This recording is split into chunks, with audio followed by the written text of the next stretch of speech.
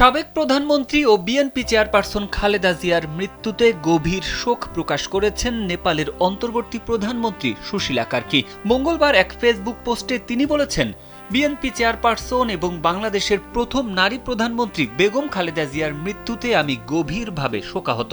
নেপাল সরকার এবং জনগণের পক্ষ থেকে আমি তার পরিবার, বন্ধু বান্ধব এবং বাংলাদেশের জনগণের প্রতি আন্তরিক সমবেদনা জানাচ্ছি। তিনি আরো বলেন, বেগম জিয়া আজীবন জনসেবার এক উত্তরাধিকার রেখে গেছেন।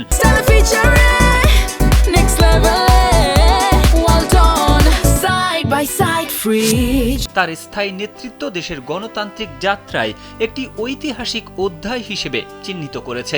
নেপালের একজন প্রকৃত বন্ধু হিসেবে নেপাল বাংলাদেশ সম্পর্ক জোরদারে তার গুরুত্বপূর্ণ ভূমিকার জন্য তিনি স্মরণীয় হয়ে থাকবেন। তার বিদেহী আত্মা চিরশান্তিতে থাকুক।